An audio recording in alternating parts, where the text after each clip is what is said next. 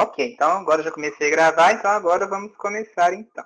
Aí eu vou adicionando o pessoal e observando. Então, gente, vamos então aí dar início à nossa aula, né, a nossa revisão aí geral aí da disciplina.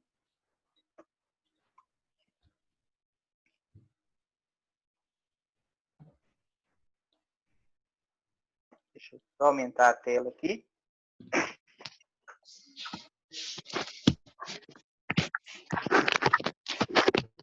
Então, tá todo mundo enxergando a tela aí certinho? Sim. Beleza. Beleza. Então, ok. Então, gente, vamos lá. Então, gente, a nossa disciplina, nossa primeira disciplina, nós estamos falando aí sobre a tomografia e ressonância magnética, ok?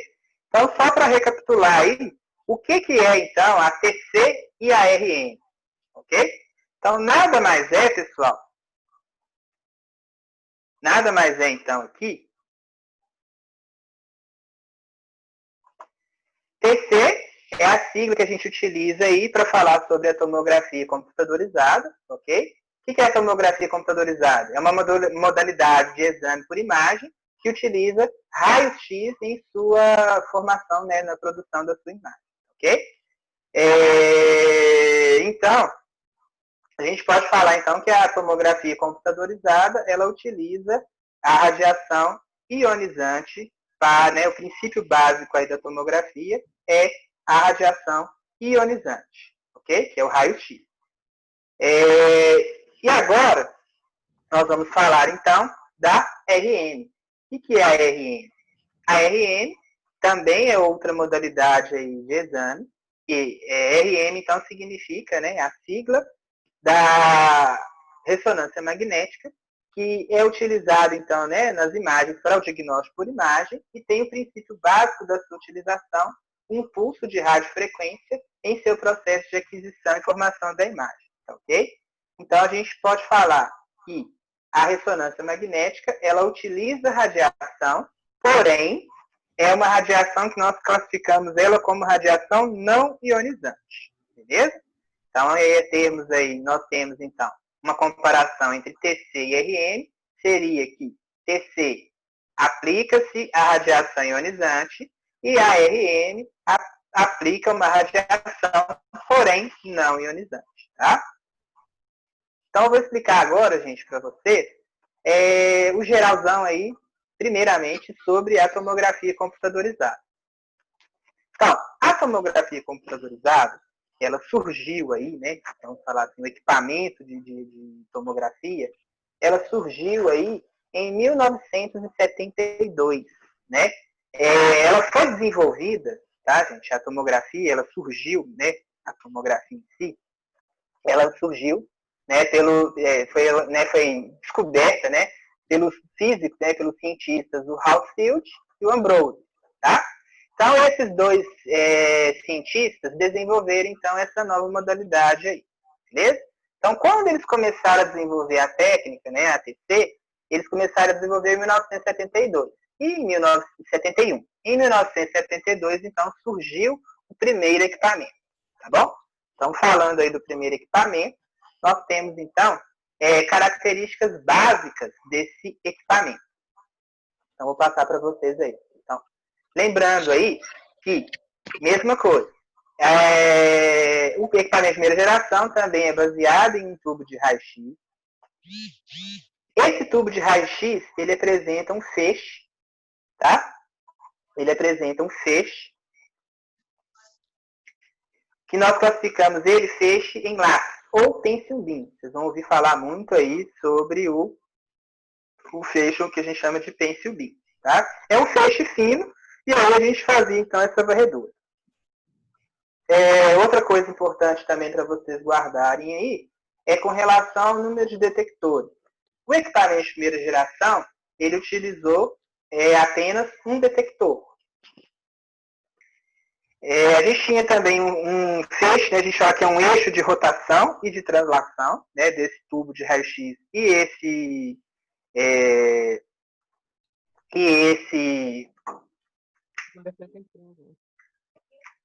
Né, o tubo de raio-x aqui, ó. Vou colocar, olha, observem na imagem aqui. Então você tem um tubo de raio-x e um detector. Beleza? E aí o que acontece? Só que o equipamento de primeira geração, ele, quando ele começou, né, como a gente fazia a imagem, ele fazia apenas um movimento de 180 graus. Então, o tempo de aquisição das imagens era muito longo, em torno ali de 5 minutos, que a gente fala, né, 5 minutos por fatia, né, ou seja, por cada fatia ali, né, dos cortes que na tomografia a gente faz. Beleza? E aí o que acontece? Então, para fazer um corte, ele tinha que girar, né, ele girava aqui. Deixa eu desativar o som que eu estou escutando eu falando no outro microfone. Pronto. Então, gente, aqui, ó. Ele girava, então, 180 graus. Aí o paciente movimentava, gerava mais 180 graus, então formando 360 graus, ele ia e voltava, então formava um corte. Depois o próximo corte, ele ia de novo, voltava outra vez, no segundo corte. E assim sucessivamente. Então ali, para cada fatia dessa, ele gastava em torno de 5 minutos. Justamente porque o feixe, ele era pontual, né? Que era um feixe que nós classificamos ele feixe em lápis. Então era como se fosse, se vocês analisarem um laser, né? É como se fosse aquele feixezinho ali, e ele ia passando, indo e voltando para produzir a imagem. Beleza? E aí, com o passar dos anos aí,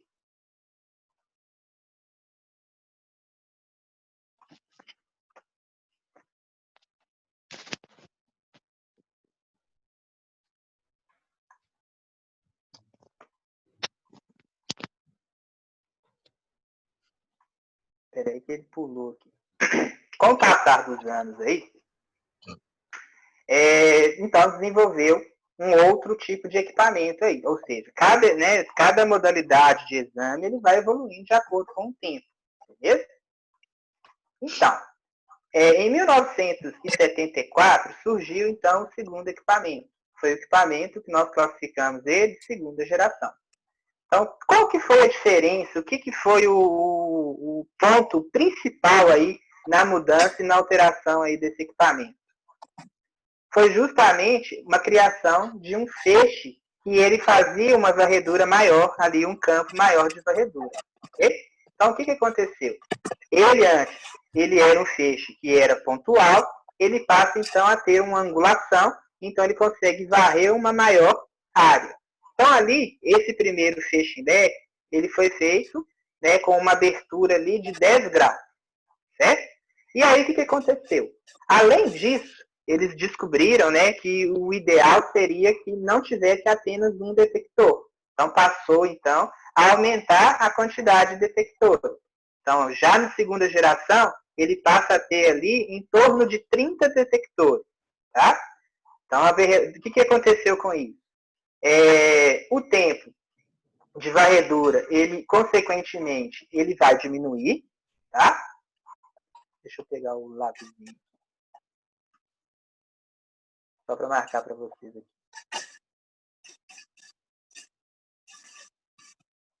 Então aqui, ó. Nós temos então as informações importantes. Surgiu em 1974, produção, né? Foi criado então o feixe em leque, ok?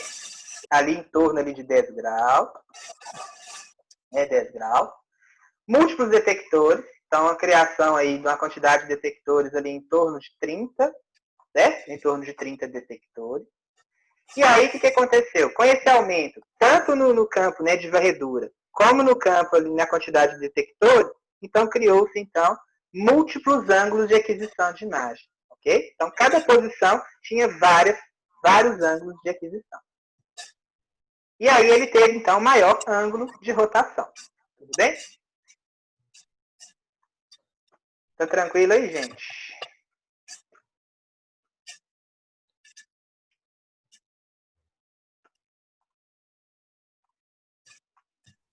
Passamos, então, para o próximo.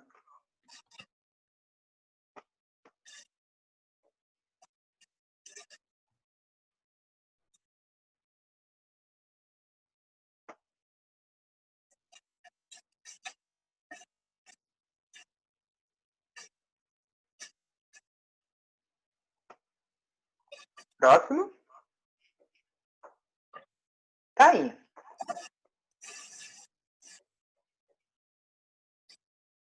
O computador está um pouquinho lento aqui, mas ele está indo. Ó. E aí, gente, o que aconteceu? O tempo de varredura, ele diminuiu drasticamente. Então, ele passou a ter ali, quando ele era, né, no início, ele era 5 minutos para fazer um corte. Então, ali o exame demorava horas para ser feito, por exemplo, um exame de uma TC de crânio, por exemplo, demorava-se horas. Lembrando, gente, que é um outro dado importante aí da primeira geração é que o primeiro exame de tomografia foi feito na região do cérebro, tá? Foi feito no crânio, tá bom? Então, a primeira imagem de tomografia que foi feita foi uma TC de crânio, tá bom? Então, voltando aqui. E aí, gente, com esse aumento, então, no feixe de raio-x, no número de detectores, a gente conseguiu, então, fazer uma varredura ali de 5 minutos por corte, passou a simplesmente ali um tempo de varredura que vai variando ali de 10 a 1 minuto e meio. Então, de 10 segundos a 90 segundos, tá? Vamos passando aqui para os próximos.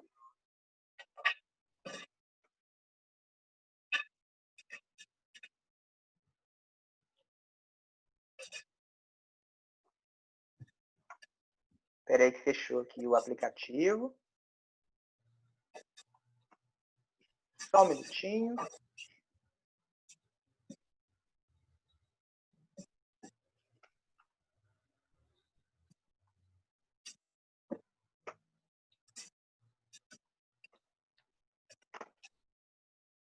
Só um minutinho, tá, gente? Eu vou colocar a tela de novo aqui para você.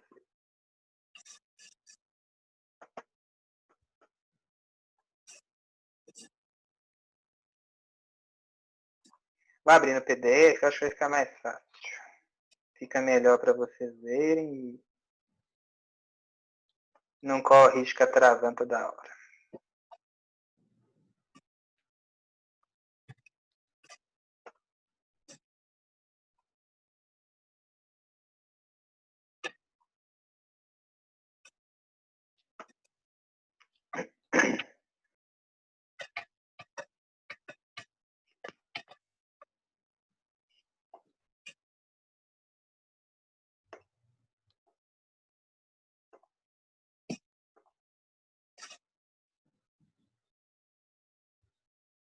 Então aí, ó.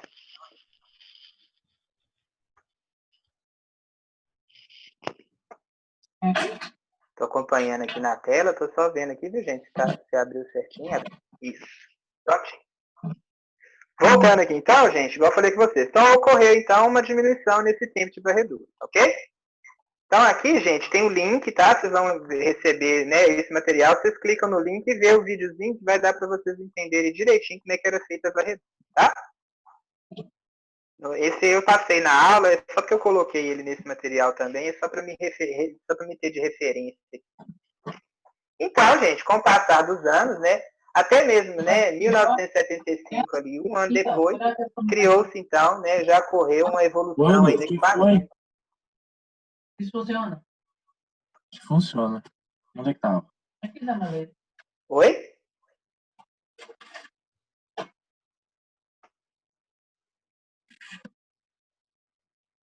Pessoal? Pessoal, tudo tranquilo aí? Tá sim, Diego. Ah, tá, não, é porque tem o pessoal conversando, achei que tava querendo fazer uma pergunta. Então, voltando aqui, gente, né, surgiu então a terceira geração. Terceira geração, então, ele surgiu ali de 1975 até 1977, tá? Continuou sendo, né, o que foi descoberto, então, aí foi feita essa evolução aí, foi o feixe em LED, porém, no de segunda geração, a gente tinha uma angulação aqui, ó. Deixa Deixa eu pegar aqui de novo meu risquinho. Então, aqui, ó. Essa angulação aqui desse feixe, né? Então, aqui está o tubo de raio-x. Essa angulação aqui, no de segunda geração, ele foi de 10 graus. Então, eles fizeram o quê? Aumentou esse ângulo, né? Aumentou esse campo de varredura aqui. E aí, consequentemente, ele também aumentou o número de detectores. Então, se eu aumentei o campo de varredura, consequentemente, aumentei o número de detectores. É claro, gente, que quando você aumenta o número de detectores, consequentemente, esses detectores eles vão ser menores. Então, isso que é o interessante aí do equipamento. Ele, quanto menor o detector, significa que ele vai atingir uma área maior, né? E ela vai ter maior detalhe ali na hora de produzir a sua imagem. Tá bom? E aí, gente, passou de 30, né? De 30, depois passou para 400, mais ou menos. Então, a gente aumentou ali em torno de 500 a 1.000 detectores, tá? Então, isso aqui são dados importantes só para vocês entenderem a questão da evolução do equipamento, beleza?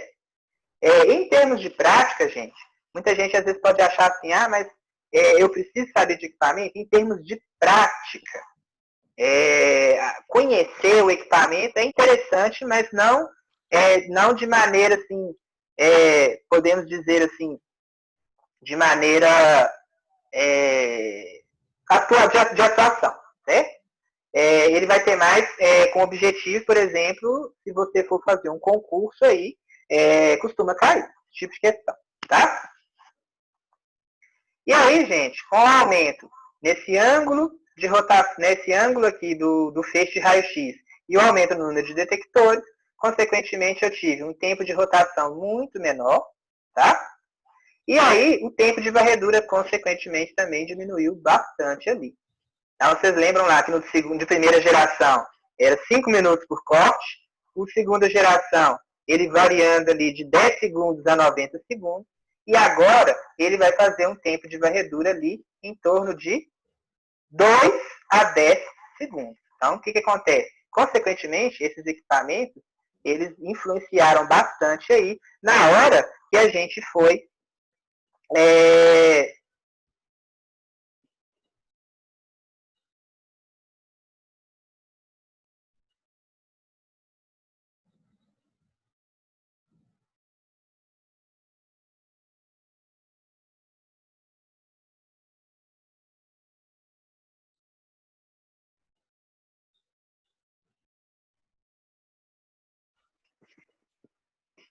ok, gente?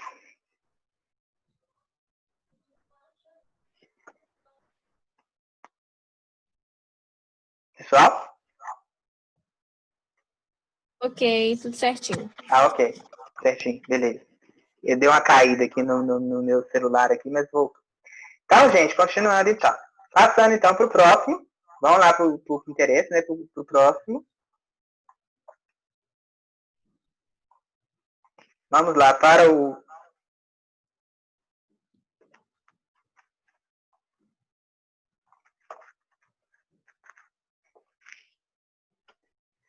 Então, veio aí, gente, que é o que a partir de agora o que a gente está usando aí.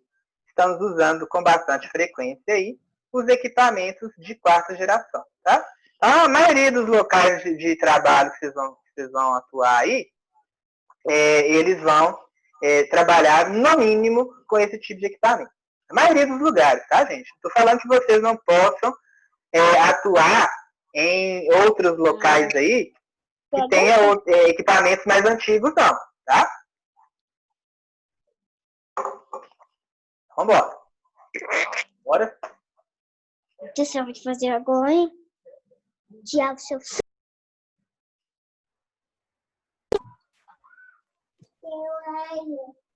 Eu pensei numa ideia. Terceira geração. E o de quarta geração, gente? O que aconteceu aqui no equipamento de quarta geração? Já em 1981, então vocês viram aí que o de terceira geração ele durou um tempinho um pouco maior, né? E aí ele foi ali de 75 até 81, tá? A mesma coisa aqui. O feixe em leque, rotação do tubo. Só que agora a gente aumentou mais ainda E aí, Desliga o microfone, sabe? aí, gente, então, essa é criada, então, né, a inovação aí, que foi criação de uma fileira de detectores que circula todo o equipamento, vocês estão vendo aqui que eu estou passando para vocês, essa imagem do lado.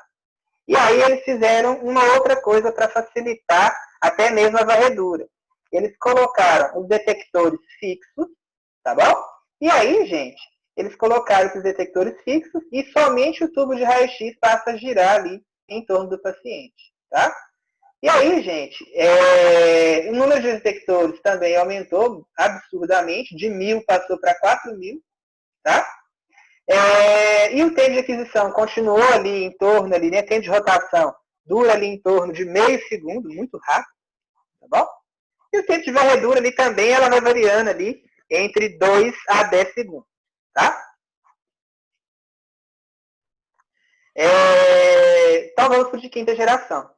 Então, quinta geração, aproveitando, né, esse conceito que eles fizeram de deixar os detectores fixos e criar, né, o tubo, ele passar a ser giratório, tá? Então aí, antes você tinha equipamentos que eles giravam apenas 180 graus. Então fazia varredura 180, voltava 180, inteirava os 360, ok? Agora não. Agora o equipamento, ele vai realmente, o tubo, ele vai girar no gantry todinho, fazendo então a aquisição da imagem, tá? Agora, o que vai diferenciar o de quarta para o de quinta geração? O que vai diferenciar ali vai ser simplesmente o quê? Antes, ele girava, a mesa mexia, girava, a mesa mexia, girava, a mesa mexia. Agora não. O helicoidal, ele apresenta, né, que é o de quinta geração, ele vai apresentar uma aquisição contínua, tá? Então, ele vai ficar emitindo radiação ali direto, enquanto a mesa se movimenta, tá? Estão vendo aqui nesse desenho aqui, ó. Então, à medida que a mesa vai movimentar, ou seja, o paciente ele vai entrando ali para o gantry, a radiação ela vai sendo emitida, tá bom? E aí, gente, então essas informações importantes, né? O que é contínuo nesse equipamento? Ele vai ser a rotação do tubo de raio-x e dos detectores, tá? Em alguns equipamentos, o detector está fixo, beleza? Emissão de raio-x também é contínua, movimento da mesa é contínuo e a aquisição dos dados também é contínua, tá? Beleza. Vamos para o último aqui, que é o sexta e sétima geração. Sexta e sétima geração, ele surgiu aqui, né, em 1998, quase no finalzinho ali, né, da década de 90, ok? Deixa eu tirar esse risquinho aqui. Pronto. Aí, surgiu lá na década de 90, tá? Finalzinho da década de 90. E aí, gente, eu coloquei para você sexta e sétima, que eu acho que facilita bastante, porque a diferença de um para o outro é muito pouca, tá? Em termos de tecnologia, é muito pouca. Eu nem sabia que tinha sétima, achei que era só até a sexta. Inclusive a gente tem aí na ciência, eles estão desenvolvendo aí um equipamento de 64 canais, que ele está de oitava geração. Nossa. Só que ele ainda é só na pesquisa, ele ainda não está, tipo assim, no mercado, não. Ah, entendi. E deixa eu perguntar aqui, Pode. a respeito do desenvolvimento desses equipamentos, foram os próprios criadores que desenvolveram até a sétima geração ou isso foi desenvolvido por outros cientistas? Não, foi desenvolvido ao longo dos anos, né? Inclusive, ele, né, eu não lembro exatamente quando que ele morreu, mas ele não chegou a fazer o equipamento de sexta e sétima geração, não. Tá? Ok, obrigado. Nada. Então, gente, ó, esse primeiro aqui, que a gente fala que é slice, a gente chama de sexta geração, né? Vamos falar só termos de diferenciação. Porque vocês vão ver livros, tá, gente? Que fala sexta, e tem livros que falam sétima. Então, tem livros que considera esses dois o único, tá? Então vai depender aí da literatura que vocês acompanharem aí. Bom? E aí, gente, o que aconteceu então? Qual que é a inovação aqui, né, desse equipamento que vocês precisam guardar? É simplesmente uma informação importantíssima aqui. Ó. Essa informação. Foi criado mais uma fileira de detectores. Então você tinha ali uma fileira de detectores simples, que circula o paciente todinho. E aí o que eles fizeram? Para melhorar a eficiência, né, do equipamento e também a produção da imagem ser mais rápida, né, vamos falar assim, a gente tem uma melhor resolução espacial, eles criaram, então, mais uma fileira de detectores aí para melhorar vamos falar assim, né, a performance do equipamento. Então, esse daqui, gente, ele tinha esse feixe. Então, ele ali foi uma angulação ali, continua, se não me engano, 45 graus, tá? Mas só que a diferença é que ele não é um feixe simples, ele é um feixe que a gente chama de volumérico, tá vendo aqui, ó? Se vocês observarem a imagem, ele não é uma coisa fina, como se fosse o laser. É como se ele fosse a luz, como se fosse uma lanterna, tá? Ele faz aquela varredura, mas ele atinge mais focos, tá? Ele não atinge, por exemplo, uma linha. Ele atinge um volume. Lembra lá do voxel, né, do pixel? Então, ele não atinge um pixel, ele atinge um voxel, atinge um volume. Bom? Essa seria a diferença. E aí, o multilizer é porque ele fez vários feixes ali. Bom? Vários feixes aí. Que mais? Aí, igual eu falei pra vocês, o feixe ele é mais delgado, ou seja, ele é mais grosso, em forma de pirâmide.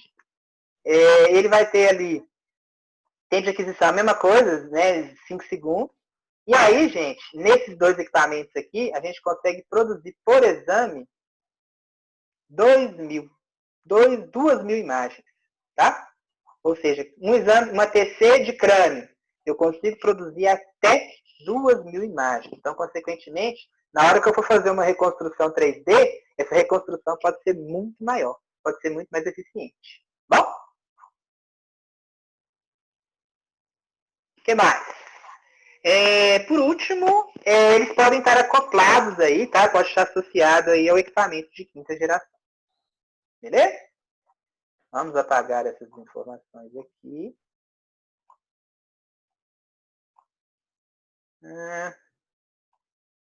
Continuando. Para a gente encerrar aqui a TC.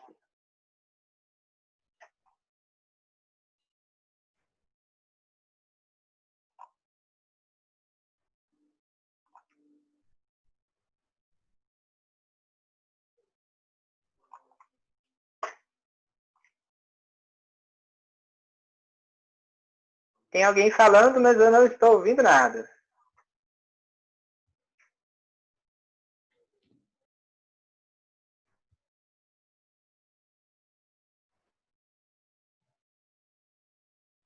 Gliciane, pode falar.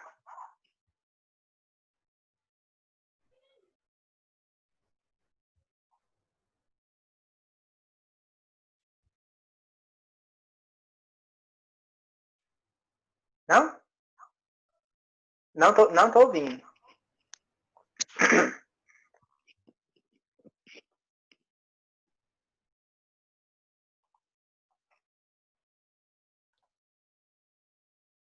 Deixe-me ver aqui.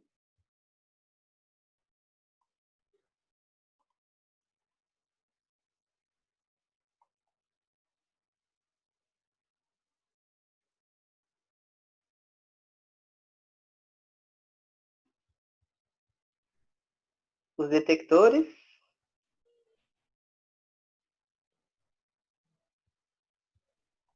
Tá tranquilo, por enquanto. Tá tranquilo? Não, porque eu tô vendo aqui, a Gliciane tá me perguntando aqui, o que você não entendeu, Gliciane?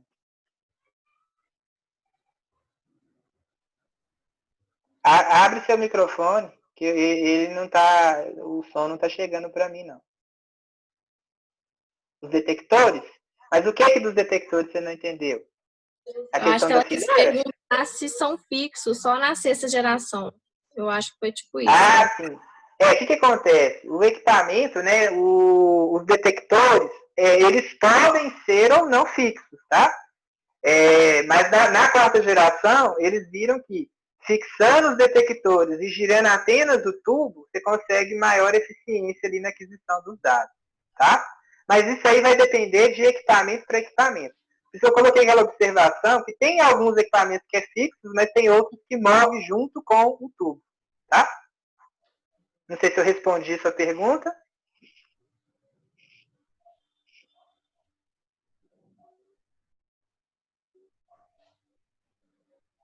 Ah, beleza. Então, gente, vou passar então agora para a nossa análise, tá? Que agora eu vou falar o que é interessante para vocês entenderem como é que funciona a tomografia, né? Então, eu falei do equipamento, basicamente, no modo geral aí. Agora eu vou falar da conduta. Boa noite. Né? Boa noite. Em relação aos termos técnicos referentes à imagem, pode ser caído na prova? Termos técnicos, não me preocupei muito com esses termos, não. Tá? Não. Eu preocupei um pouco mais, assim, e depois eu vou falar com mais detalhe para vocês. A preocupação maior é mesmo vocês conseguirem identificar, né, conhecer um pouco do equipamento, saber um pouquinho ali da história, né, saber um pouquinho da história ali, né, da tomografia e da ressonância, tá? E aí eu foquei um pouquinho ali mais para vocês familiarizarem com as imagens, tá? Porque eu acho que é interessante, até mesmo para você, qual que é a sua posição dentro, né, lá do setor de tomografia ou de ressonância, tá bom? Então o foco maior vai ser nesse, tá bom? Correto? Então, gente, eu coloquei aqui a conduta e execução dos protocolos. Eu coloquei aqui duas informações que eu acho que é importantíssima para vocês na hora de realizar o exame, na hora de operar o equipamento e fazer o exame em determinado paciente, você vai ter, importantíssimo, você avaliar a situação, ok? E entender o estudo de caso. O que é avaliar a situação e o que é entender o estudo de caso? A situação primeira coisa, você vai observar, o paciente, ele tem condições de fazer aquele exame? Ou ele não tem condições de fazer aquele exame? Então, aquela ali você vai observar. A primeira situação que você vai analisar. Ok?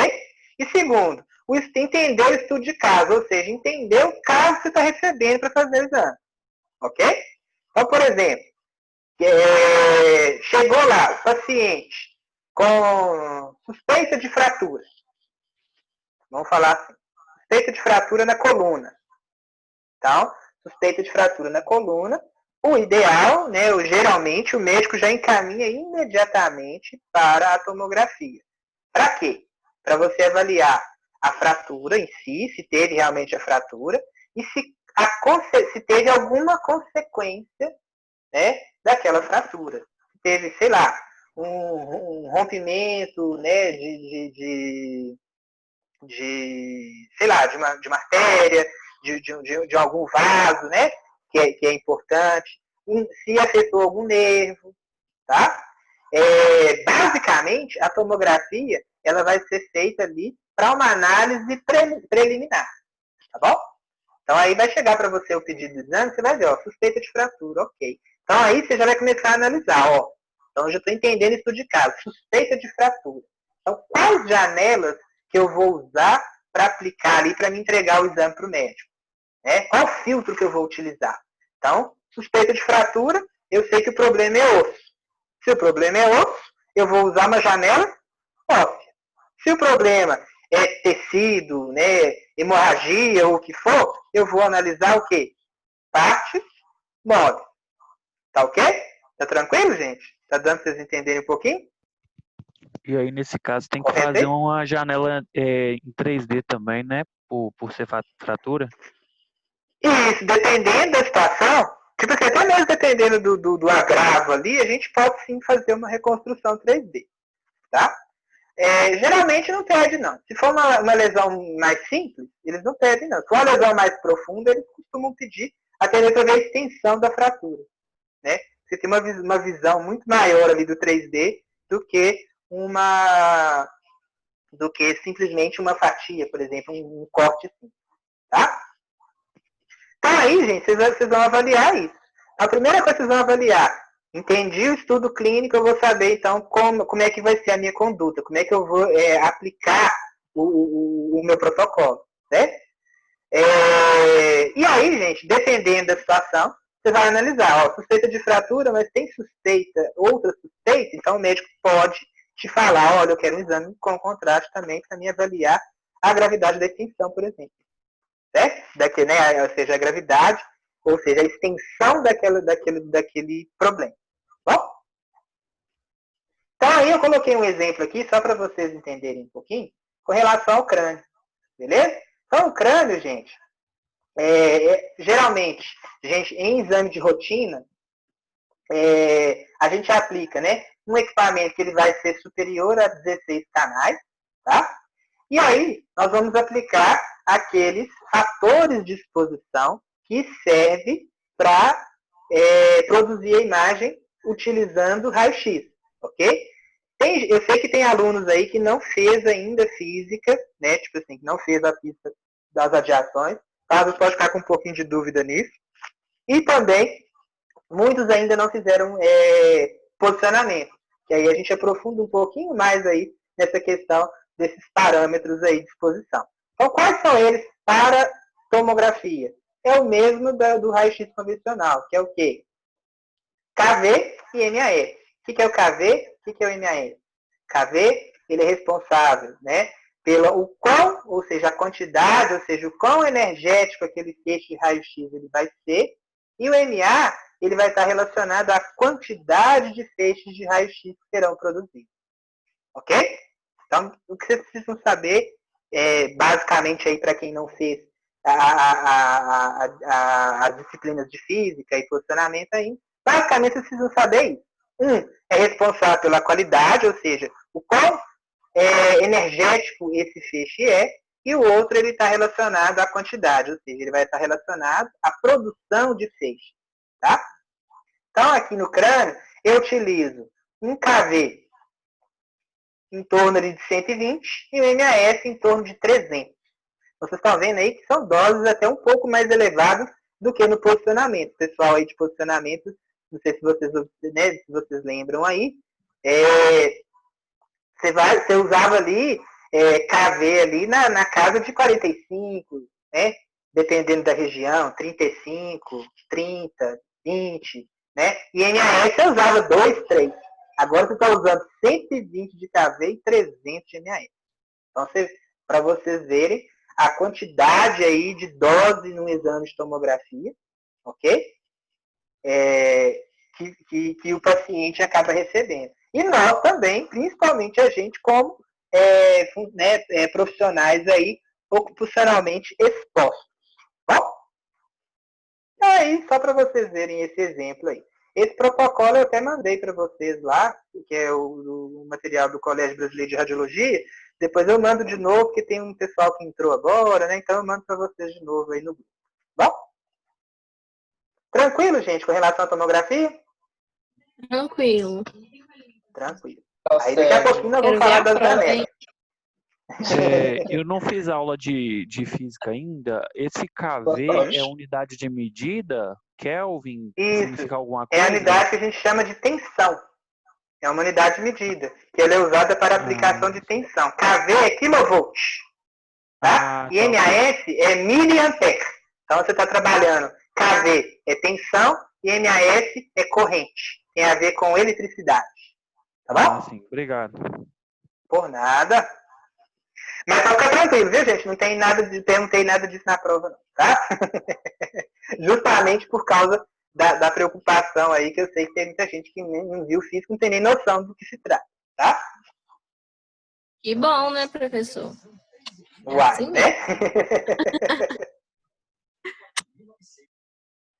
Então vamos lá. Vamos passar para o próximo aqui. Aí daqui a pouquinho eu vou falar das janelas, tá, gente? Eu vou só falar da ressonância, só para a gente acelerar aí, que a gente tem mais um tempinho aí. Vamos pro próximo. Então, a ressonância magnética, gente. O que é a ressonância magnética? Já falei para vocês, a outra modalidade de exame, né? Ou seja, diagnóstico por imagem, que a gente utiliza, né? Você tem ali o emprego de radiação, porém ela não é ionizante. Ok? A gente pode falar assim. Beleza? Que aí você tem ali, você utiliza simplesmente um pulso de radiofrequência. Tá ok? Bom, então a aquisição, basicamente, as características básicas da ressonância é o quê? É um exame não invasivo, mesma coisa da TC, ok? Ele representa uma alta resolução, ok? Em comparação aí, em termos de qualidade da imagem, a ressonância ele é muito superior à tomografia, tá? Mas eu não sei se vocês lembram lá nas lives que eu falei com vocês, em diagnóstico por imagem, gente, nós não podemos falar que um exame ele é inferior ao outro. Vai depender muito ali da aplicação, ou seja, qual é a investigação. Por exemplo, for fratura, às vezes eu não preciso fazer uma tomografia, simplesmente um raio-x já vai ser o suficiente ali para mostrar a fratura. Ok? Agora, uma lesão mais complexa, eu faço uma tomografia.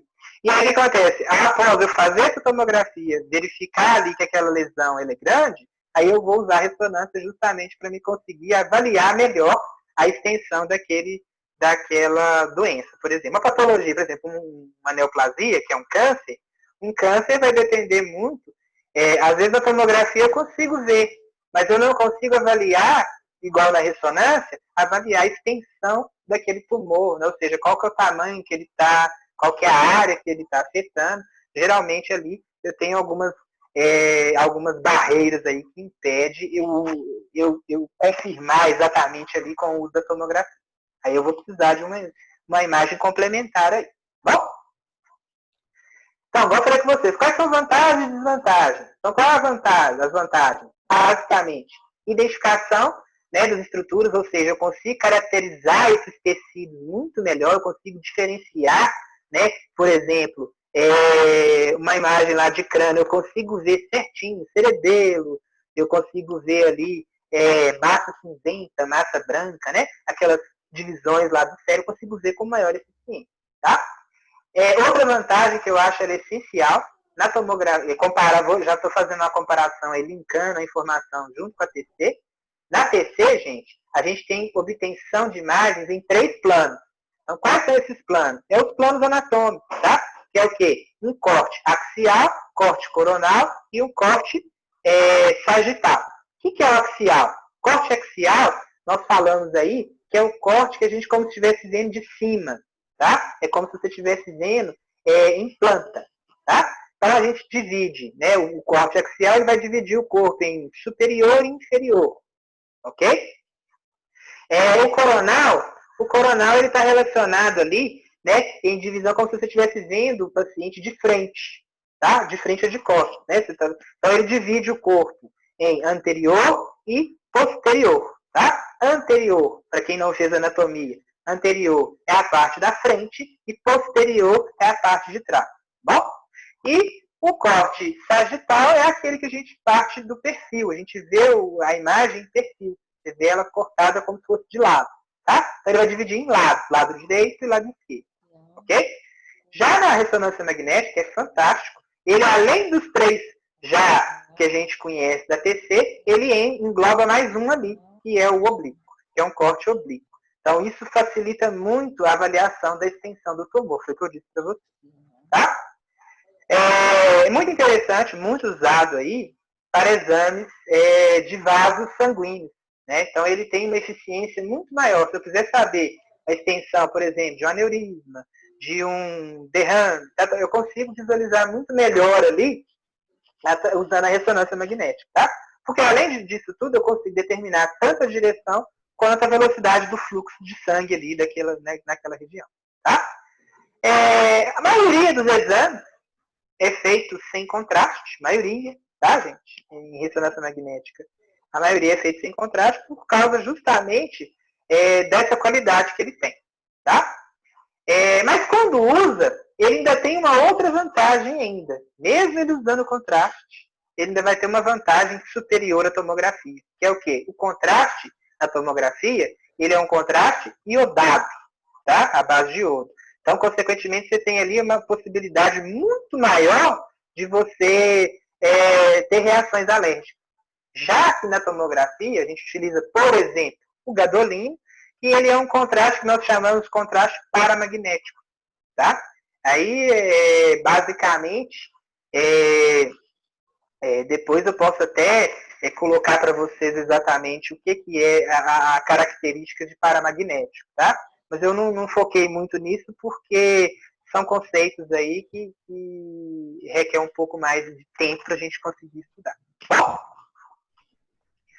e quais são as desvantagens em relação à TC? Na TC você tem um exame ali, fez rapidinho, o paciente já entrou, fez o exame, 5, 10 minutinhos já está liberado, já está quase lá em casa já, né?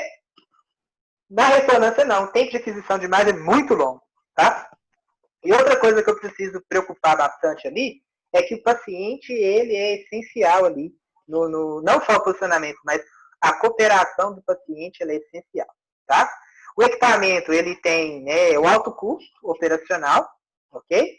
E ele pode causar alguns danos funcionais, como, por exemplo, prótese, deslocamento de prótese, ou algum corpo estranho que tiver ali, pode movimentar por causa desse pulso de radiofrequência, tá, gente? Dessas propriedades magnéticas aí de alguns materiais. Por isso que na ressonância magnética, em algumas situações, não é indicado fazer. Então, um exemplo aí de contraindicação aí de utilização da ressonância magnética é justamente, por exemplo, pacientes com marca-passo. Então, não é recomendado fazer exame de ressonância magnética. Ok? Aplicação de contraste, o pessoal está perguntando aí para mim. É isso que eu falei com vocês. Eu quero que vocês diferenciem, né? Onde que é usado o iodado e onde que é usado o paramagnético, tá? Então, ressonância magnética, eu utilizo paramagnético, por exemplo, gadolínio, ok? E na tomografia, eu utilizo contrastes baritados e iodados, tá bom? Aí você tem ali, tem várias classes aí de contraste. Certo? Aí vocês vão ver isso na matéria de contraste, tá? De exames contrastados, e tem uma matéria só de contraste, que a gente fala lá para vocês isso aí. Bom? Ok? Vamos então para os componentes que eu acho importante vocês conhecerem, até mesmo para vocês diferenciarem ressonância da TC, tá, gente? Então, qual que é a diferença entre eles? Né? Então, os componentes da ressonância magnética, quais são eles? Basicamente, nós temos o magneto. O que é o magneto? É esse tubo aqui que parece um biscoito, parece uma... Na realidade, ele parece um tubo, né? Vamos falar assim, o biscoito está mais para o Gentry na tomografia. Esse aqui é esse tubo aqui, ó. Tá? Então, esse tubo, o paciente entra dentro dele. Aqui nós temos as placas, né? Vocês estão vendo aqui. Você tem o magneto, né? Que é o que vai gerar o campo magnético. Nós temos as bobinas de radiofrequência, né? Que são acopladas ao equipamento para a produção da imagem. Nós temos aqui as bobinas de gradiente também, tá? E nós temos os scanners, né? Que é feito para você conseguir fazer a aquisição das imagens, tá bom? Então, o paciente entra, a mesa movimenta lá para dentro, o paciente vai fazer o exame e depois ele sai, tá? Então, é muito importante, por isso que tem muitos casos aí, pessoal que é claustrofobia, ele não consegue fazer esse exame, porque você fica, basicamente, você entra dentro desse tubo ali, você não vê nada, tá?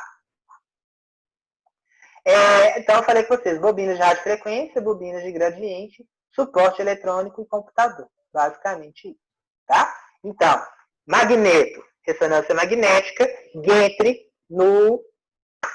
da tomografia, bom?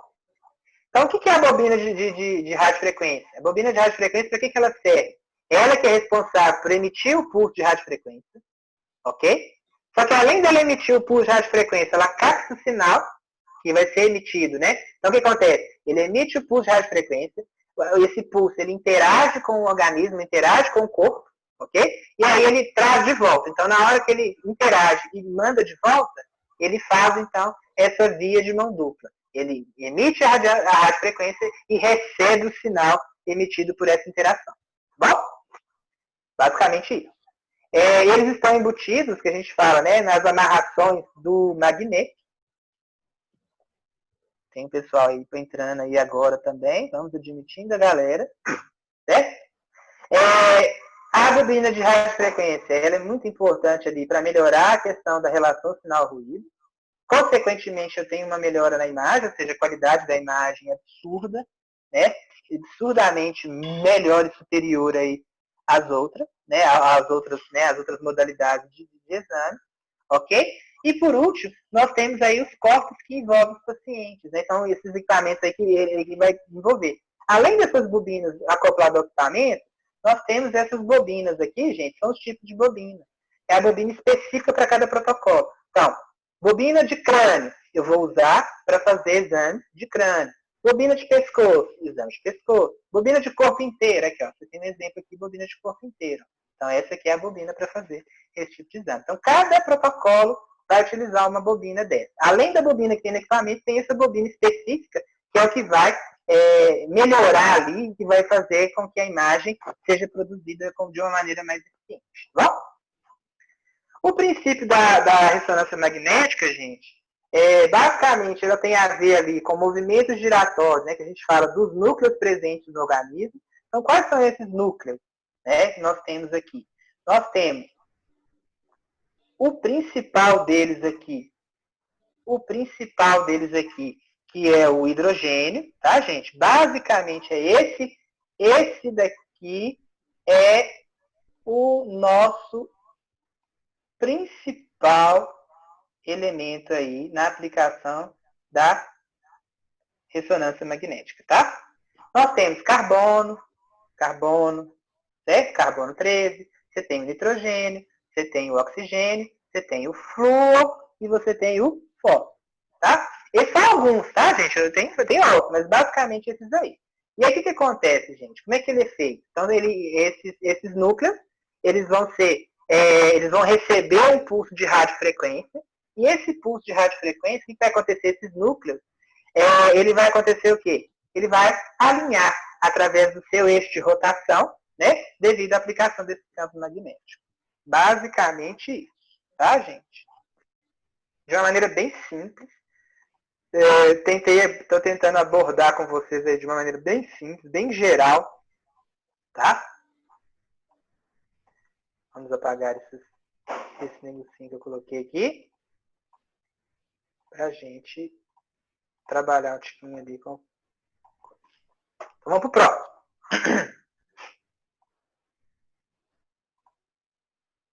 Próximo.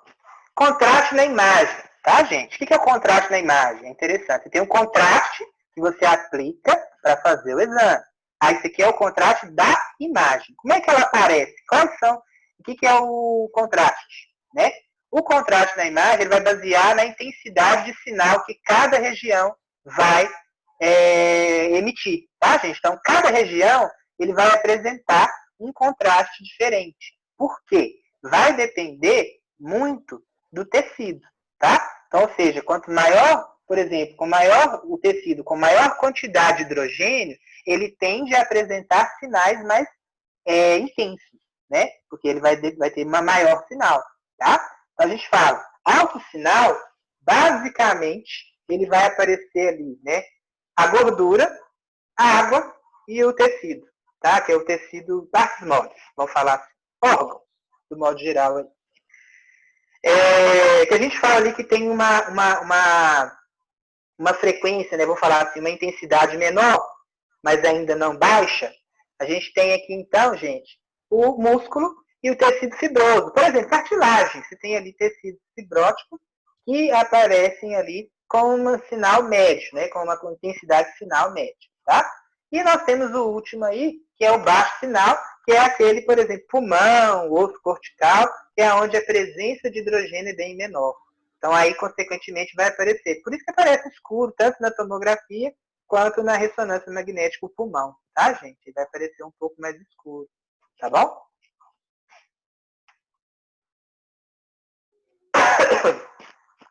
Aí vai aparecer isso entre escuro e claro, tá? Entendeu? Então, vamos lá, continuando. Quais são os mecanismos de contraste? Então, as imagens de ressonância magnética obtêm contraste principalmente dessas três características. Nós chamamos, basicamente, tá, gente? Eu foquei mais nesses três protocolos, né, vamos falar assim, nesses 3 tipos, né, de imagem, justamente porque se você entende bem esses 3, os complementos lá das sequências de pulso vocês vão entender à medida que vocês atuarem na profissão, tá bom? Então nós temos aqui, nós chamamos de ponderação T1, que ele está relacionado ao mecanismo de recuperação, ao declínio T2 e o DT, que nós chamamos de densidade de prótons, tá? E aí, gente, do mesmo jeito, lá na tomografia, que nós temos fatores, né, que nós chamamos fatores de exposição ou fatores técnicos, né, que vai influenciar na produção da imagem, na ressonância magnética também nós temos alguns fatores. Basicamente 2, né, esses 2 principais aqui que eu vou falar com você, que é o TE, nós chamamos de tempo de eco, que ele vai ser responsável por controlar, né, vou falar assim, né, o TE ele vai ser responsável por controlar, é um fator de controle que está relacionado diretamente aí com o T2, tá? E aí nós utilizamos aqui o seguinte, ó, o TE longo, ele vai diminuir a relação sinal-ruído, e o TE curto, ele vai aumentar a relação sinal-ruído. Então, esse trabalho aí de TE e o próximo fator que nós vamos mostrar para vocês, esses fatores é o que vai contribuir para a qualidade da imagem na ressonância, tá? E o próximo fator que eu vou ler com vocês é o TR, que é o tempo de repetição. Ele vai controlar também, ele é responsável basicamente por controlar o grau de relaxamento, que é o quê? O T1, tá? Então, quando vocês vão ouvir falar lá, eu quero uma imagem em T1, quero uma imagem em T2, quero uma imagem em T3, na hora que você for aplicar esses fatores aí, eles é que você vai ter T1, T2 ou diferença de próton, né, que a gente chama de densidade de próton. Bom, eu posso falar diferença ou densidade. A nomenclatura correta é densidade, tá? E aí, gente, nós temos então uma relação entre eles, tá? Então, eles se relacionam entre si. Para que eu consiga produzir uma imagem em T1, eu vou precisar aplicar um TR curto e um TR curto. Um TE e um TR curto, tá? Para eu conseguir produzir aí essa imagem. Por quê? Eu não falei com vocês que o TE longo aumenta a relação sinal-ruído? Então, se ele aumenta a relação sinal-ruído, consequentemente, eu vou ter um aumento lá do T2. Então, se eu aplicar um TE longo, posso falar assim, eu vou ter uma imagem em T2, não em T1. Tá? Eu vou mostrar para vocês a diferença de um para o outro. Tá bom, gente? T1, basicamente, a imagem em T1, ela é ideal para fazer diferenciação anatômica. Tá, gente? Então, a gente vai aparecer algumas características interessantes aí que daqui a pouquinho eu falo com vocês. Tá? Daqui a pouquinho eu falo para vocês aí como que cada um comporta. T2, gente, ele vai ter TR longo e TE longo. Então, TE longo, TR longo e TE longo, T2. TR curto, TE curto, nós temos T1, tá, gente? Também não se preocupe, não coloquei isso na prova, tá bom? Mas é só mesmo para vocês entenderem que o fator TE e TR vai ser responsável aí para a produção das sequências de imagem, tá? E aí nós temos essa imagem aí, essa imagem bonitona aí para você, para mostrar para vocês um pouquinho na ressonância, tá, gente? Isso aí é uma RN de crânio, ok? Uma RN de crânio. Então, qual que seria a RN de crânio? Nós temos aí cortes. Quais são esses cortes? Quem me fala aí? Qual é essa imagem, essa sequência de imagem aqui? Nós temos quais cortes? Axial. E deixa eu ver. Coronal. Isso, Coronal. tem embaixo, o axial em cima e o sagital. Os 3. Exatamente. Aqui nessa imagem nós temos nossos 3 planos. Aqui, ó. Imagem axial, axial, axial, axial. Ok? Aqui, ó. Sagital, sagital. E aqui, coronal, coronal, coronal. Tá? Uhum. Então, basicamente é isso. Então, vocês vão, basicamente, gente, o que vocês vão avaliar lá é isso. É para vocês conhecerem as imagens. Lá na prova vai ter Bianca. imagens, tá? Então vocês vão precisar conhecer a região ali para vocês Na reconhecer. prova, então, você colocou imagens para a gente definir os planos. Tá? Beleza. Mas aí é baseado nisso aqui que eu estou mostrando para vocês. Vocês estão vendo aqui que tem um tal de flare aqui, né? Sim. Esse flare aqui não tem não, tá? Eu só falei T1, T2 e DT, tá? Ok. Só vai ter eles lá. Então vocês vão ter que identificar lá, ver o que é que está pedindo lá e identificar. Porque hoje esse negócio do curso meu tá tendo um... esses trem de... não é live, não. O professor tá fazendo uma revisão aqui dos negócios que tá no computador. Porque de semana que vem vai ter prova online. Pensei assim, vou fazer esse trem, mas... Acho que não mas é isso, aproveitar, né? Eu não entendo prova online. Como é que faz prova online, gente? Isso. Correto? Então vamos lá, gente. Só pra gente identificar. Hoje estou vendo uma matéria que meu professor tá dando, mas já tá acabando, né? Sim. Então é isso. Bem, graças a Deus, eu tô lá Eu acho que ela deixou o microfone ligado. É isso aí. Então vamos lá, gente. Então vamos lá. Então aqui, gente, nós temos então essa primeira imagem. Carro, né? Dia 16. Amiga, desliga o microfone. Lá é contagem, né? Tem hora que até eu esqueço também. Tem hora que eu tô lá, eu tô achando que eu tô em Betim. Desliga o telefone, o microfone, gente. Deixa eu desligar aqui. Bom, vamos voltar lá, né, gente? Então aqui, gente, ó, essa primeira imagem é um relaxamento que nós chamamos de T1. Era pra ter a Ponderação semana, T1. Ponderação T1. Deixa eu ver aqui, peraí. Que a festa dela é boa, viu? Nossa Senhora. Mas diz que em Betim, diz que, tipo assim, os templos, o templo, e igreja já tá liberada, pra ter, mas diz que tem que seguir umas regras aí. Não? Peraí, gente, deixa eu só desligar aqui, peraí. Só um minutinho. Eu tava lendo hoje mesmo, aí é esse negócio, Minas Consciente, os não... Pronto. Resolvido. Voltando aqui então, gente. Voltando então aqui para o nosso conceito. Essa primeira imagem aqui, gente, é a imagem em T1. Lembra que eu falei com vocês que T1 é muito interessante para a gente conseguir diferenciar a anatomia? Olha aqui, observem aqui para vocês entenderem. Ó, T1. Olha como é que a imagem em T1, ela fica bem definido a região do cérebro. Ó, eu consigo ver, a gente chama, né, massa cinzenta, né, que é a massa cinza. Você tem ali a parte, né, nós chamamos de branco, né, branco e cinza. Nós temos o ventrículo, tá vendo? Bem definido. Eu consigo ver aqui, ó, essa parte de fora aqui, ó, que é a gordura. Entre a gordura e essa linha preta aqui, nós temos o osso, tá vendo? E aqui essa parte escura, gente, é tudo região de líquido, tá? Então, tudo região de líquido. Então, em T1, basicamente, ela vai aparecer o seguinte, ela vai apresentar essas características, tá?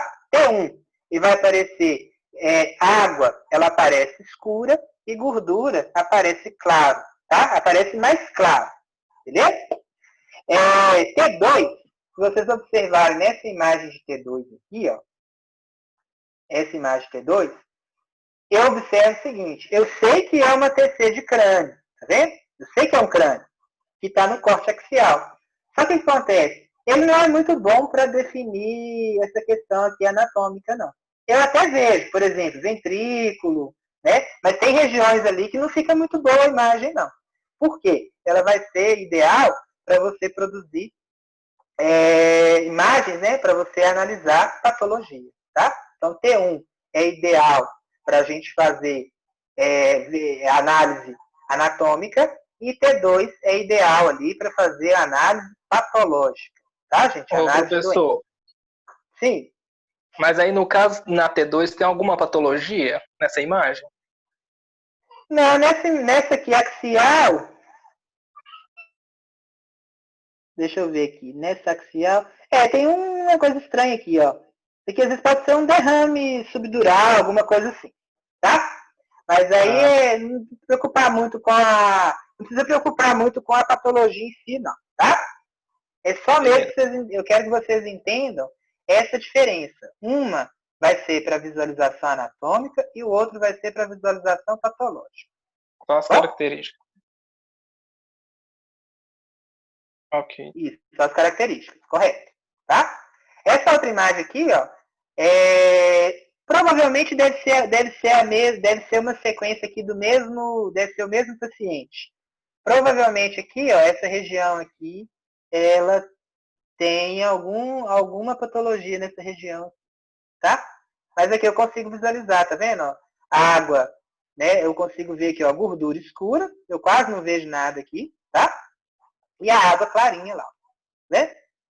Aqui você vê aqui na medula, tá vendo? O líquido céfalo-raquidiano. Você vê aqui no ventrículo também ali, uma quantidade de água nessa região, tá? Mas provavelmente é isso mesmo. Aqui também tá muito estranho, aqui, tá vendo? Nesse meio aqui, provavelmente isso aqui é patológico. Ó. Isso aqui provavelmente é uma patologia. Bom? E o que é o DP? O que é a densidade próxima? É como se a gente pegasse essas duas imagens e sobreposse uma na outra. Certo? Eu consigo visualizar tanto anatomia quanto patologia. Tá? Só que o que acontece? Por que eu uso T1, por que eu uso T2, por que eu uso DP? Eu vou usar DP quando eu precisar simplesmente avaliar de um modo geral. Se eu tiver alguma suspeita, por exemplo, de derrame, suspeita, sei lá, de aneurisma, ruptura, de alguma ruptura, nesse caso aqui, ele pode... como é que eu vou falar para vocês aqui? T1 e T2 ele vai ser mais para avaliar determinadas situações. Tá? DP é mais para visualização geral. Posso falar? Tá bom? Tentar complicar muito não, para vocês, senão ficar mais tranquilo para vocês entenderem. Lembrando, gente, que isso aí vocês vão ver muito mais na prática do que teórico, né, gente? Tomografia e ressonância são disciplinas que é mais prática do que teoria. Tá bom? Com certeza. Né? Mais prática que teoria. Você tem alguns protocolos, tem até alguns posicionamentos e tudo, mas vai depender muito do local de trabalho. Por quê? Como ele não é vamos dizer assim, né, não é um protocolo padrão, né, mas é um protocolo de referência, tem algumas clínicas que alteram esses protocolos. Então, vai depender muito do lugar que você está trabalhando. Então, não dá para a gente trabalhar, por exemplo, igual posicionamento. Posicionamento é aquilo em qualquer lugar. Certo? É aquele... Tirar de mão é daquele jeito. Mão pronada, né? Aquela questão toda em qualquer lugar. Agora, uma tomografia, dependendo do lugar e dependendo do médico que fizer aquele protocolo, ele às vezes ele não pode ser pronado. Eu posso ser um tiquinho, eu quero um pouquinho inclinar que eu consigo ver tal coisa. Aí pode ser que ele adapte melhor ali ao protocolo. Tá bom? E aí nós temos aqui, então, T1, T2, TP. Eu vou mostrar para vocês aqui uma imagem em DP, que aí é só para vocês entenderem um pouquinho aqui. Vamos baixar aqui para o próximo, tá? Então, gente, basicamente, a parte teórica, a gente terminou aqui, tá? E aí a gente vai aproveitar e vai linkando aí. Vou mostrar para vocês agora algumas imagens, só mesmo para vocês entenderem. Então, está aberto já para vocês fazerem questionamentos, e aí a gente mostra as imagens, tá? Isso aqui eu coloquei uma frasezinha para vocês aí, só de motivação mesmo, para vocês estudarem. Oi? Nós tá precisando de motivação mesmo, tá difícil. Isso, né? Motivação é importantíssima, né? Então, eu vou até ler a frase para vocês verem. Tá? Otimismo também, né, professor? Oi? Otimismo também.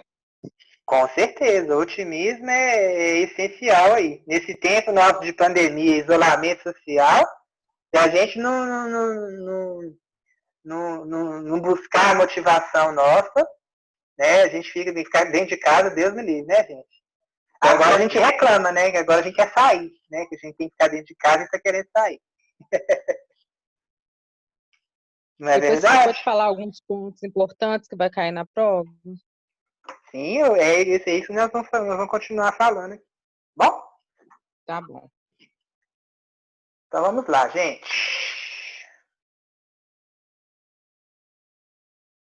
Deixa eu só abrir aqui o...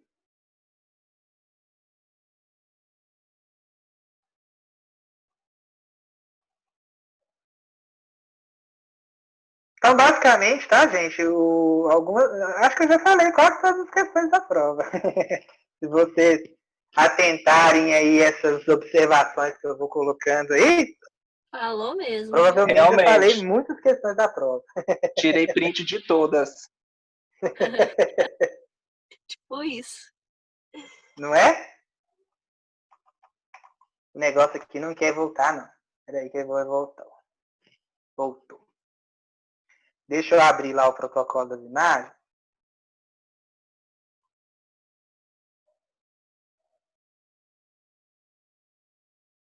Enquanto isso, eu vou falar um pouquinho só aqui do modo geral aqui.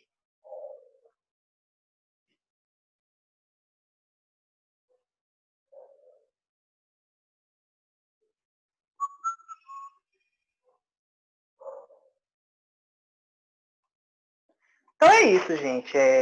Vou colocar as imagens daqui a pouquinho. Vou só falar primeiro aqui. Pode falar. Vai cair alguma questão sobre contraste usado na tomografia e na ressonância? É a questão do contraste que eu falei com vocês, né, no início da aula aí. Questão dessa diferença. Qual que é usado para um, qual que é usado para outro. Então aí você atente a essa informação. Paramagnético é o mesmo que gadolínio? Na realidade, paramagnética é uma característica de um grupo de contraste, tá? Paramagnética é só a classificação do grupo. Mas o gadolínio é um tipo, né, de contraste paramagnético. E ele é usado na ressonância magnética, tá? Já deu a resposta. Valeu. Então, gente, a questão, assim, basicamente é isso. Eu falo lá, né? Pode ser que eu fale lá. De equipamento, vocês viram que eu falei bastante, né? Mas, assim, eu acho que você tem que atentar mais com relação às características de cada um deles, que eu acho que vai ajudar vocês aí a ter um norte aí. Bom? Tá bom. Estudo de caso eu coloquei estudo de caso lá também, na prova. O estudo de caso, gente, eu coloquei uma situação, né, lá qualquer, e aí vocês vão avaliar mesmo com relação à conduta, que foi aqueles dois macetinhos que eu passei para vocês, tá? Ok? Qual o macete? Então, basicamente isso. Qual o macete? Eu não escutei o que você falou. É aquelas duas características que eu coloquei para vocês com relação à conduta para aplicação dos protocolos. É o quê? Avaliação da situação, correto? Avaliação da situação. Então, eu dei um exemplo para vocês lá, um paciente com suspeita lá de fratura no crânio, tá? Por exemplo, tá? Aí você vai identificou a área, entender, né? Você vai atentar o quê? Qual que é o estudo de caso, ou seja, qual que é a situação? O que o paciente está chegando para você lá, ele vai precisar?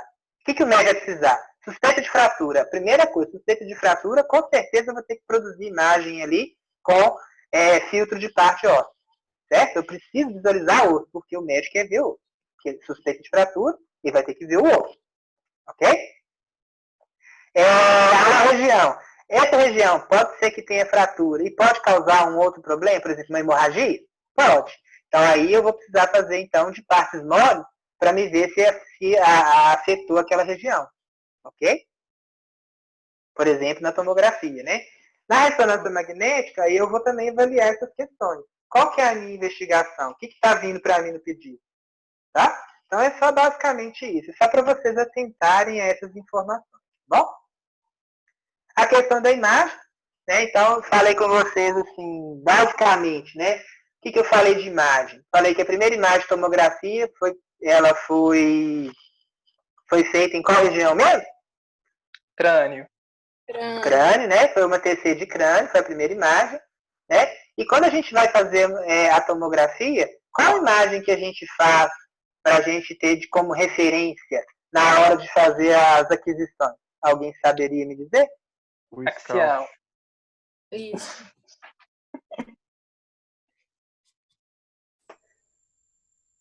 Fala assim, como é que seria, qual seria essa imagem? A gente não faz como se fosse um raio-x? É o Para a scout, gente poder não? fazer, através dela, a gente fazer os cortes? Eu Você acho que é sabe, alguém scout. saberia me dizer como é que chama isso, né? É Scout, plano de né? Scout, não é? Tem, né? Isso, que é aquela scout. A primeira Exatamente. imagem de referência, né? Isso mesmo. Ô, Isso, é aquela imagem de referência. É a partir dela que você vai fazer os seus planos de corte. Se vai ser axial, coronal, sagital, né? O scout, gente, basicamente, a maioria é feita, a maioria dos exames faz essa imagem em axial. Mas pode ser que vocês vejam, por exemplo, uma imagem sagital, né? Que aí vai depender principalmente da região, tá? Tem alguns exames, igual, por exemplo, TC de crânio, pode ser que eles façam ali uma imagem sagital, e aí você vai tirando os cortes ali, para até mesmo para você fazer a varredura, tá bom? É um exemplo aí para vocês pensarem aí na situação, ok? Ok. Diego, Outra coisa, pode falar.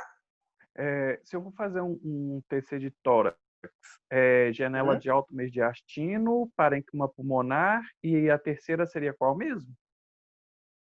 Você pode fazer ali, né? Que seria de parênquima pulmonar, você pode fazer de partes moles, pode fazer ali de parte óssea, tá? Basicamente você pode fazer essas três. Parte óssea, partes moles, parênquima pulmonar, mediastino. São 4. Ah, sim, correto. Obrigado. Sim? Aí vai depender também, aí entra aquela questão que eu falei com vocês, que eu acho importantíssimo, é você saber avaliar a situação. Qual que é a região? Então, de cara, você ali como técnico, né, de cara você vai fazer o exame. Mas o que o médico quer? Ó, ele quer fazer um exame de tórax, mas ele quer ver o quê? Pulmão? Coração? Se é coração, janela de mediastino. Né? Se é pulmão, janela de parênquima pulmonar. Ok? Ok, obrigado. Ok. Por nada. Pode falar.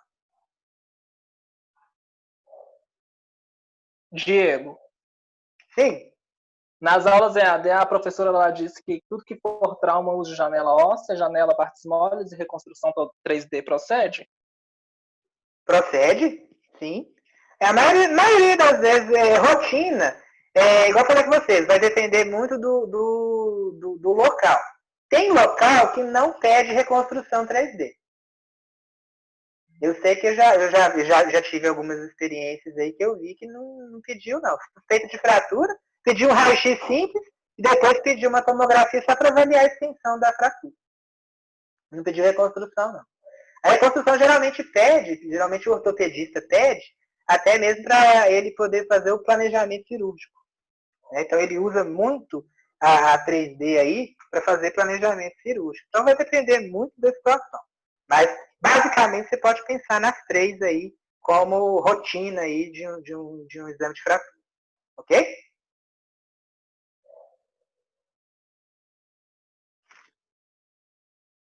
Correto? Uma última dúvida. O FOV, ele é utilizado no TC ou no RN? O FAV a gente usa muito em TC, certo? Mas então, em ressonância também eu já ouvi falar bastante. É a área, né? É o campo de varredura, é a área de varredura que você vai fazer usar. Então o FAV, só que o FAV ele é mais usado na TC com relação até mesmo ao parâmetro, né? Ele é um parâmetro de controle também, tá? Mas você ouve em ressonância, eu já ouvi várias vezes aí profissionais falar FOV na ressonância. Certo?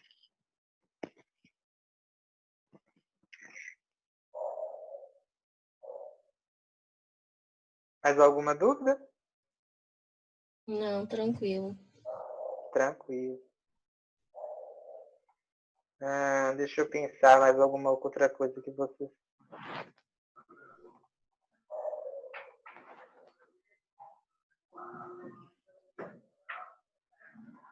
Qual é a outra turma que vai fazer a prova junto com a gente, além da Rádio 01? Eu não sei. Eu acho que vai ser para todos, vai ser disponibilizado para todas as turmas. Entendi. Provavelmente deve ser liberado para todas as turmas.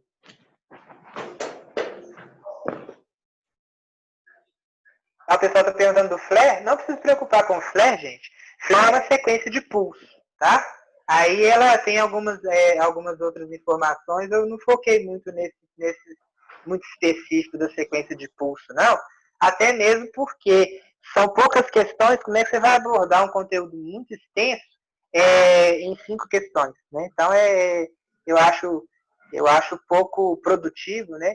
Acho que assim, basicamente é conhecer mesmo, igual eu falei com vocês, as 3 aí, que é T1, T2 e DT. Isso aí, basicamente, com essa informação aí, você já consegue atuar tranquilamente aí na ressonância. Tá? Não precisa preocupar muito aí com essa questão, não. Deixa eu ver aqui no bate-papo. Deixa eu abrir o bate-papo aqui, só para me ver aqui. Vê? Mais alguma pergunta, gente?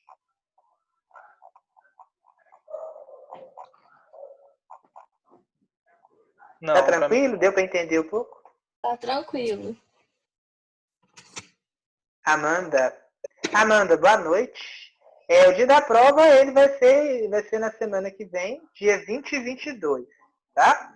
Provavelmente deve ser dia 20, deve ser tomografia, e dia 22 a radiologia veterinária, tá ok?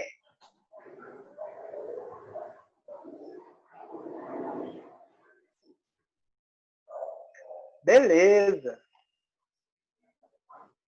Então aí, se vocês não têm mais dúvidas, então vamos encerrar aí, né? Agradecer vocês, a presença de vocês aí. Estou gostando de ver aí, muita gente entrou, né? Muita gente está entrando agora no finalzinho, mas não tem problema. Eu vou deixar gravado e assim que tiver coisa, eu disponibilizo para vocês. Bom? Isso. Tá bom, professor. Boa pergunta, eu esqueci de falar disso. A Gleciane está perguntando aí se vai ter chamada. Vai sim, tá, gente? Vai vir para vocês lá no link, vai vir para vocês a informação para vocês digitarem lá o e-mail de vocês. Então, a presença ela vai ser confirmada ali através do e-mail de vocês, tá ok? Ok.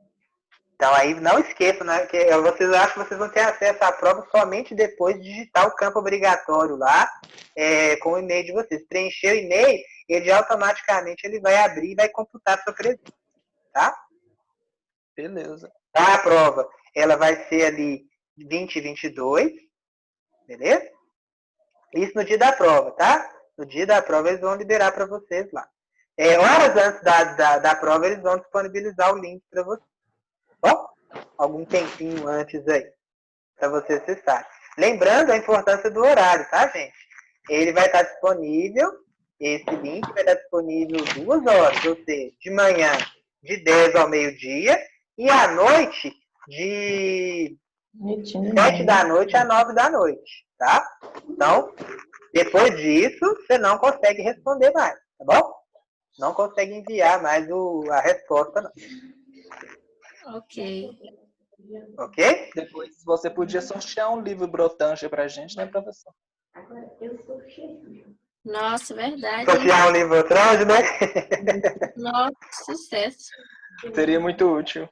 É mesmo, Não, podia ter com certeza. sorteios, né? Pra gente ganhar alguns materiais assim. Motivação para os Uai. alunos.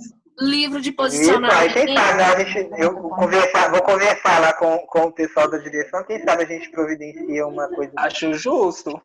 Anatomia seccionada, um livro desses, nossa. Seria Sim. bom. E eu tenho alguns materiais, depois eu posso até disponibilizar para vocês. Tá? Fechou. Então tá, vamos encerrar por aqui. Então, beleza. Então, vocês não têm mais dúvidas, então um forte abraço para vocês aí e até sexta-feira. Sexta-feira também vai seguir esse mesmo esquema, tá, gente? Vai ter as duas reuniões de manhã, igual, né, de manhã e à noite. Então, de manhã, 9h30 às 10h30. E à noite também a mesma coisa, de 7h30 às 8h30. Apesar da gente ter ficado um pouquinho mais aí, mas não tem problema com relação a isso não, tá? Tá bem. Então, qualquer dúvida também, o WhatsApp eu vou deixar ele aberto para vocês ainda. Aí, qualquer dúvida que vocês tiverem referente aí à tomografia, vocês podem estar mandando para mim lá no privado, tá? Hoje eu vou fechar por causa do horário, mas amanhã eu torno a abrir mais cedo para vocês mandarem os questionamentos para a gente, tá bom? Obrigado, boa noite. Obrigada, Boa noite. Tchau, com Deus. Tchau, tchau.